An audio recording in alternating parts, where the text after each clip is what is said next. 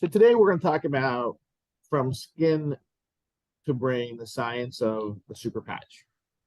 And this technology has been 14, 15 years in the making of research and development, iterative processes. There has been an incredible product roadmap that's gotten us to today, and we're going to talk about all of that, but we're really going to talk about the underlying science, the underlying theories and mechanisms that allow us to have such a profound technology.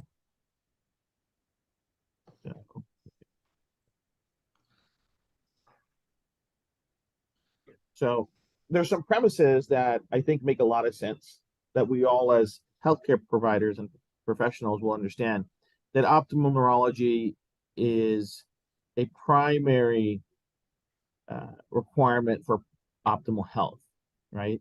Our body functions at optimum efficiency when the networks managing our body and mind are in balance. And the autonomic system is a part of that peripheral nervous system responsible for regulating all of those things that we don't think about, right? So we don't think about walking, we don't think about standing, we don't think about breathing, we don't think about consciously managing our pain. And all of these things happen through a very complex communication loop, neural networks that regulate the different various processes without actually thinking about them.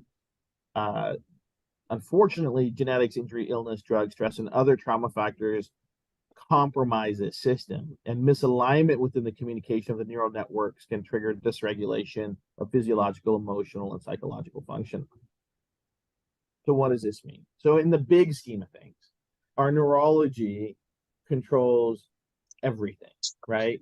So every physical, biological, chemical, emotional, psychological function in our body has a neurological regulation to it. There's a neurological control, a neurological, call it a program that regulates all those different things in our physiology. And if we look at the pyramid of our physiology, we have the biophysics, the ambulatory, our limbs, all those things that involve movement, standing posture. Above that is our biology. Above that is our biochemistry. And above all of it is our central nervous system, our neurology. And our CNS can impact all three of those things at the same time or independently.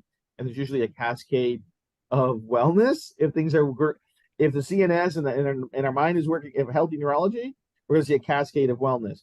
If there's something off in our CNS, something off in our neurology, we're going to see a cascade of problems, right? And I think we've all seen that as healthcare providers, where one thing leads to another thing, leads to nothing, and then all of a sudden somebody's in bed and they can't get out.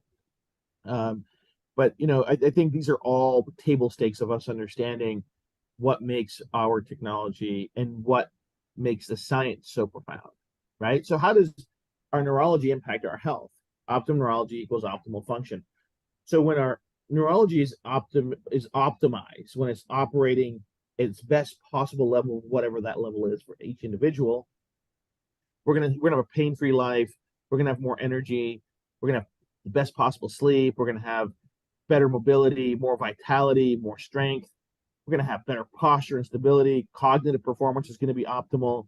We're gonna have a less stressful experience during the day.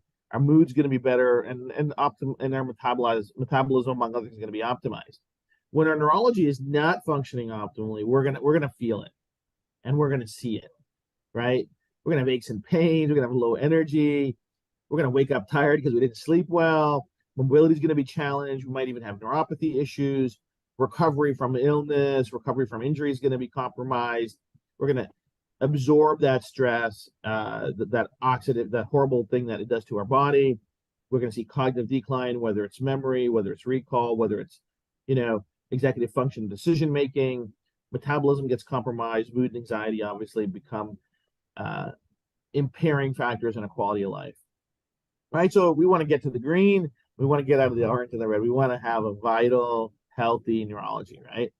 And so then the question is, so great, we want a healthy neurology, we want a healthy mind, we want great operation of our central nervous system. Then the question begs, well, what is neurology? What is optimal neurology?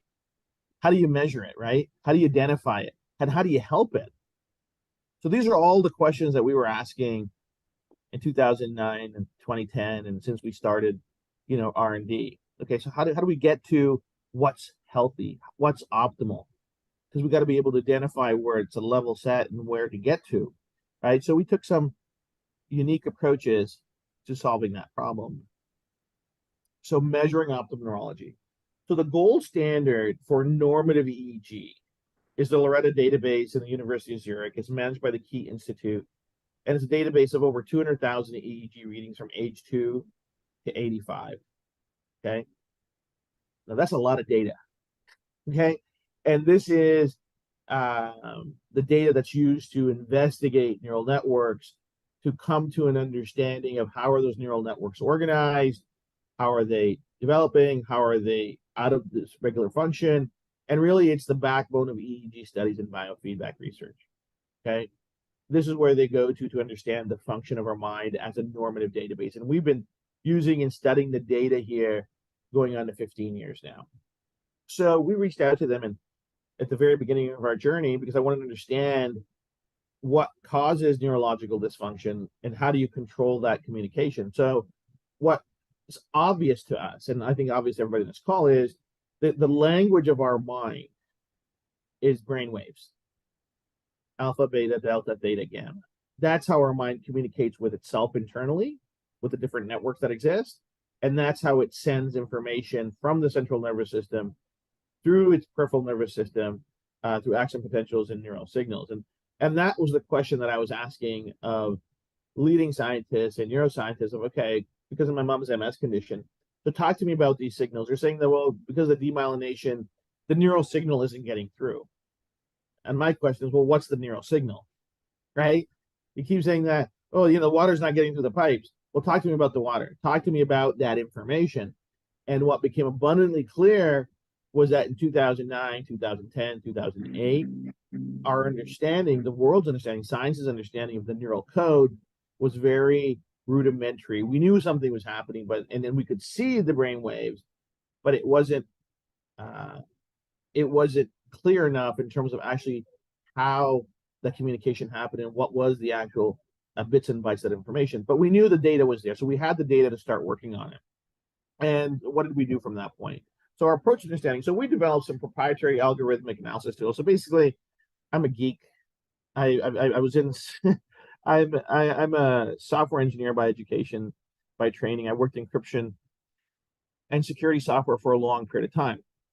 And over a period of time, I was able to write code. I was able to write programs, machine learning tools that allowed me to apply analysis to this metadata, to this massive sets of data that were sitting inside the Loretta database, because the software program that they provided allowed for some rudimentary imaging, identification. What it didn't allow was for me to understand the regulatory processes, right? The process actually control those very critical health and wellness functions that we take for granted every day. So this approach and development process revealed some remarkable understandings and proprietary breakthroughs since then. So over time, we've had some incredible breakthroughs of our understanding of how that works. So the first breakthrough to a solution. So, when we take a look at our neurology, I think we'll all agree that it is the most complex thing that we know. Our neurology is actually more complex than the cosmos. So, the James Webb Telescope is out there and it's looking at the cosmos and the beginning of time and all these different things. I will argue that our neurology is infinitely more complex, and our mind is infinitely more complex than the cosmos out there. There's more going on in here than there's going on out there, right? So scientists and data scientists at MIT wanted to map the connectivity of our mind and the different networks, and they have supercomputers, and they started topographically, algebraically mapping the different connectivity between the different neural networks. And they reached 11 dimensions of connectivity. Now, everybody on this call, I believe, we probably operate on 3 dimensions. There might be 1 or 2 that might have reached a higher level of development, but for the rest of us mortals, we operate on 3 dimensions. Our mind, what we can show through scientific topography mapping, is operating at 11 dimensions of connectivity. That just gives you an idea of how powerful it is. And it's doing this instantly all the time from the minute that we're born. Probably before we're born, but we only measure it after we're born. And so what I was looking for was a neurodevelopment sequence. So the theory was this. we go from a neural groove, a microscopic thing, and we develop it in the most complex thing that we know, which is our neurology. This happens in 9 months. So my theory was there's got to be a development sequence. There needs to be a blueprint of this development, right? The neurology is developing. It's telling itself what needs to happen. The neural groove becomes our brainstem. The brainstem becomes central nervous system. The spinal column pops out. And all this amazing neurology in peripheral nervous system completely develops in 9 months. There has to be a blueprint. And that blueprint is going to be expressed, has to be expressed as brainwaves because that's the language of the mind. So I was looking for this development sequence, right?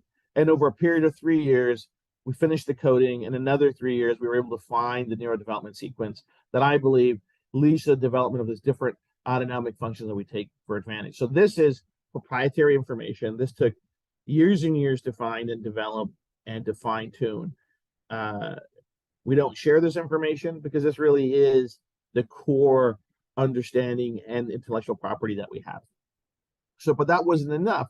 So once we understand that we have this blueprint, this development sequence, we have to agree that there needs to be a regulatory process that controls that blueprint. It's like having a blueprint for a house. Great, we got a blueprint for a house. We also need a site supervisor to make sure that's being built the correct way.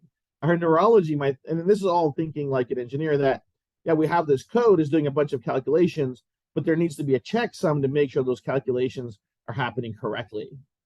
And that's what the next development was, the next breakthrough was a neuroregulatory process that if there's these development sequences, there also need to be regulatory processes that govern the development of these sequences. And we were able to decipher and decode these processes as a set of complex neurosignals. Again, another few years of development and R&D over the last, not a few years, 12 years, to develop these and to deduce these different regulatory processes for things like pain management, sleep management, mobility, vestibular response, stress management. All of these have neuroregulatory processes that we've deduced that are set of very complex sine waves that we've deduced that regulate these different processes. And this is because of the software that we developed. This is because of the R&D that we've developed. And this is because of the measuring and the evaluation that we can do with generally accepted products out there. So when we measure this change and we measure these things, we're using, number one, the data that's already there. But when we measure it against new data, we have this comparative that shows us the changes that we're making. So we use FDA registered EEG sets. We use FDA registered software to prove our concepts. So how do we fix it? So remember we talked about at the beginning that these programs, these neural networks get stuck, compromised, damaged. And the reality is, so how do we assist those? How do we correct them and get them back to factory reset? How do we get them back to operating at a normal function or an optimal function, right? And the best way to do that, to correct neural signals, would be generate a non-invasive process that could greatly compensate those dysregulated signals, right? So remember, these are just waves.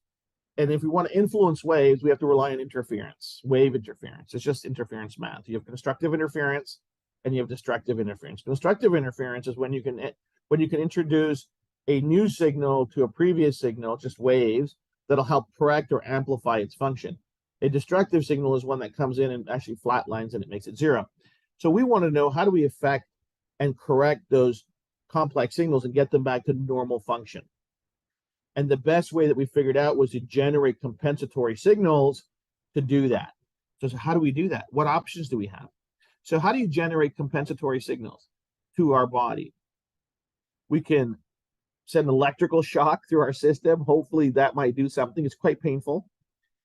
There's new developments of transcranial stimulation. Many of you might have seen that, where they put a headset on your head and they're blasting frequencies into our cranium, hoping to reset something. There's neurofeedback technologies where you're watching things and the information is coming through your mind and you're doing different activities, trying to retrain and trigger neuroplasticity. There's invasive processes where, neural implants are planted into our body, into our spine, into our skull, or into our vagus nerve to stimulate to get a response. But the reality is our body is already receiving tons of information through our peripheral nervous system without any extra energy. So our eyes are receiving information, right? photons of light are coming in, and magically our neurology, our mind is organizing those photons into images, and it's stereophonically, coordinating the sound that's coming together. I mean, we're already doing some magical things with our sight and our sound, but there's an immense amount of information also coming through our skin. Our skin is number one of the largest organs in our body. It used to be the largest organ. Now they found another set of fascia underneath our skin, which actually connects all of our different organs together. Now that is the largest organ that they decided. But the skin is pretty pervasive in terms of sending information to our mind. And that's what we looked at in terms of how do we send signals to our mind. So, our goal was, can we do that? Can we send that signal to our mind? And there is a ton of research out there that says that haptic perception, vibrotactile stimulation, would reduce the flight or fight sympathetic response when it isn't needed, allowing the body to rapidly restore to its natural homeostasis or balance, right? And so what's great is, Susan, at the end of this presentation, I'm going to send you this deck, and it's got all the research referenced at the back, so everything that I say. So for all of us keeners out there that like to read it, you guys can have a blast. It makes for a wonderful weekend of reading those 67 research papers. But what it does is that these are things that we might or might not know, we can take for granted. But this research already says that, hey, skin stimulation can really affect our neurology, right? So this is what we started evaluating and started looking at. And so there's a couple of things that we're harnessing. We're harnessing sensation, we're harnessing perception. And research has expanded on this idea of haptic perception and proposed a more extensive theory called the pattern theory of haptic perception. This theory explains how the brain interprets information from the entire somatosensory system as a whole. So it says that when we feel a sensation on our skin through a specific pattern of nerves that are activated, it's eventually decoded by the brain. So basically, it's proposing that the different skin cells, the different free nerve endings, the different receptors can collaboratively generate very complex signals that are interpreted by our mind. And this theory was first hypothesized as a study on pain and itch perception, but it's expanded beyond that our brain can actually recognize very specific patterns and combinations of receptors, and that there are no unique or specific circuits for any distinct sensation. So in English, what that means is our mind will recognize any sensation once it's perceived it, no matter where it is specifically on the body. So in layman's terms, if somebody pinched you on your hand, on your arm, you would also feel the same sensation if somebody pinched you on your back. At a higher level, if we were all in the room, we did an experiment, Susan, you and I've talked about before. If we were sitting side by side and I said, hey, listen, close your eyes for a minute and put out your hand. And I drew the number 8 on your hand and I asked you what I drew on your hand. You say, well, you drew the number 8. Now think about that. Somehow your skin was able to perceive that slightest touch and send the neurosignal for the number 8 to your mind. And your mind will recognize that 8. It would say, oh, that's the number 8. This is what it is. And all the relationships we have with that number. Doesn't matter what we do. It could be 4, could be 3, could be A, could be B, could be whatever. And our skin will be able to coordinate that information, send it instantly to our mind to recognize it, right? Just like if your eyes were still closed and I put this pen in your hand and I say, what's that? You'd say it's a pen. So our skin's ability to send complex signals to our mind, which can recall, decode, interpret it, is unlimited. What we're sending with our patches, so here we have our patch. So I'm going to pull this up the screen. So with our patch, we see those ridges on it, okay? Those ridges are very precise. And when they come in contact with our skin, they're also, instead of the number 8, they're sending this signal. This signal is already pre-programmed in our mind, okay? Because our pain regulation is already pre-programmed. It's the same for all of us. And so all we're doing is reproducing the normative signal that we need for optimal pain performance. If this was the pain patch, this is the pen pad actually. So that's what we're doing. We are restoring the normative neurological function through skin sensation. And it's not our science that's saying it. This is science that's Nobel Prize winning stuff. So let me get to that. So what we did is we hacked and harnessed haptic perception. And so we used neural decoding of the human haptic response. So first we figured out what the code needed to be, what the signals needed to be. Then we figured out how to send those signals through our skin. And what's really interesting is in 2001, Dr. Papatupi and Dr. Julius won the Nobel Prize in Physiology and Medicine for actually discovering the exact transducers in our skin that generate the action potential, right? They actually found the exact mechanism of action that generates the different signals. We always knew that these different cells and free nerve cells were actually generating a signal, but we didn't know the exact mechanism of action. So the exact mechanism of action are these transducers called piezo 1 and piezo 2, which play an amazing role in not just sending signals, but overall health and wellness. And the research is still ongoing, that through touch, we can send very complex signals to our mind. So this was a breakthrough. This gave us even more clarity of how to channel and organize our products to deliver more efficacy. This is why we went from possibly having 2 or 3 patches to having 11 and more on their way, because we can actually really precisely build some very complex patterns and complex stimulation responses. So that's wonderful. And so what's our innovation? Our innovation is real simple. Every bodily function has a neural code, including breathing, walking, balance, pain management, stress, sleep. I mean, you name it, there's a neural code that controls it. These codes get damaged or stuck for a million reasons, right? Lead to poor health, poor wellness, poor performance. The ridges on the patches are like QR codes that help repair those neural codes, allowing our body to operate at our mind and body to operate at the highest level. All of the patches will have a unique Braille pattern on there. So what we've developed is Braille for the brain. Each patch triggers a different response on our skin that's interpreted by our mind, which corrects compromised signals. As soon as those compromised signals are repaired and restored, we started seeing an immediate cascade of benefits. And because there's no ingestion involved, because there's no delay involved, because our neurological system operates almost at the speed of light, the response is immediate. This isn't try it for 30 days, you're going to feel something. You're going to feel the benefits very quickly. So what does it mean? So we call our technology vibrotactile trigger technology. And so here's our mind. So this is actually an image from a brain mapping tool that we have. You put the EEG set on, you look at the minute. So here's a brain that's having some neurological dysfunction. It's hyperactive. It's hypo in some other places, but mostly it's hyper. It's outside normative operation. We put the patch on. This is with the Liberty patch. We put the patch on, and we see overall neurological homeostasis. Reset that mind in seconds. This is not days. This is seconds, right? And we know that neurological homeostasis is going to lead to physiological homeostasis. So this is why this is so important. And this is why this is so powerful, because we finally have a tool that can start at the top of our wellness, which is our neurology, and then work down. We have a top-down solution that can impact our biology, chemistry, and physiology. Simple. People say, how does it work? It's great. You take a patch, it triggers a response, it affects our body and the central nervous system, and then we feel the difference. What we've been able to do is take a very complex and very profound science and make it into an elegant solution that's drug-free, that's safe, doesn't have side effects, it's easy to use, that's friendly, it's affordable, right? So those are all the key things.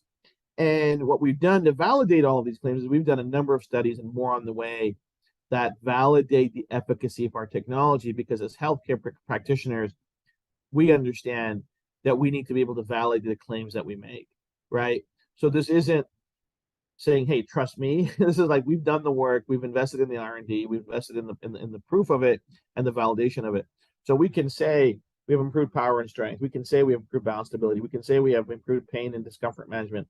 We have improved neural wellness. We have improved sleep. We have improved cognitive performance. We can say all these things because we've done the work and done the science and done the research to validate the claims that we make, which gives us an undeniable opportunity and unassailable advantage in the world of marketing, right? Because we've spent 12, 15 years making the best possible product. To make it the best known, these are table stakes. These are things that need to exist, a validation, proof, right? Because we all know that healthcare practitioners are not going to recommend a product that they can't say, hey, by the way, the study's been done, it's safe, it's valid, and it's registered, right? And so why is that important? So these are just some fun facts. You know, our Liberty Patch is $1 million patch that can help anyone live longer. So studies show that the Liberty Patch technology improves strength and balance. Enhanced balance and grip strength are recognized as biomarkers for longer living. They're actual proven biomarkers for longevity. So Liberty Patch really is a new frontier in the battle for vitality, energy, and longevity. Live longer and healthier now and reverse aging with Liberty Patch. So this is what happens. You put the Liberty Patch on, our balance stability improves by 31%, and our grip strength improves from 10 to 20%. Instantly, in seconds, not a week, not a month, not a year later. No, you don't have to change your nutrition, you don't have to change your diet, you don't have to change anything. Your lifestyle, immediately your biological age reduces. Nothing in the world does this. And it's validated, it's proven, you can test it yourself, and you can share that with anyone in the world, right? So what separates us as a product? What separates us as a company? 100% drug-free, immediate proven benefits, million happy customers, FDA registered, clinical proof, 30-day money-back guarantee, made right in the United States of America, 95% positive user rating. It was like 95%. I've got news flash. Nothing's 100%, right? There will always be some people that don't get a response, and it's unfortunate. But thankfully, they're not going to be hurt because they ingested something or it's not a reversible thing. Just peel it off. It's real easy to reverse whatever they don't want to do. And this is what separates us. So we've got solutions for pain, for sleep, for energy, for stress, for mobility, for athletic performance, for metabolic response. Every single patch from an economic model is hundreds and hundreds and hundreds of millions, if not billions of people that need that solution, right? So, and they're easy to use, they're easy to recommend, they're easy to store, they don't expire. So we don't get into a challenge of saying, oh, you know what, if I don't eat these vitamins, they're going to expire. We don't have that case. Right? They're easy to ship, they're easy to transport. If we have clinics, they're easy to store. They don't take up a lot of space to have a super patch corner. A lot of people are getting these little spinorama things. They put all the patches on. It looks pretty cool in their clinics because they can show them the product, they can show them what it does, and it's really like Christmas. Here's all the different references. But Susan, I'll make sure you get a copy of this for you as well as you, Sterling, and then you're more than happy to share that with your colleagues and different things. I'm going to stop right there. And so that's what separates us from everything else in the world. It's the validation, it's the science, it's the years of R&D, and it's the regulatory check marks. And I know we're not all big fans of regulatory, but the reality is if we stay within the guardrails, we can help more people, right? Because we don't, speed bumps just get in the way. And that's what separates this opportunity from any other opportunity out there from a product standpoint. What we need to do now to help reach as many people as possible is have the right people, the right team together so we can share it, educate, and help as many people as possible.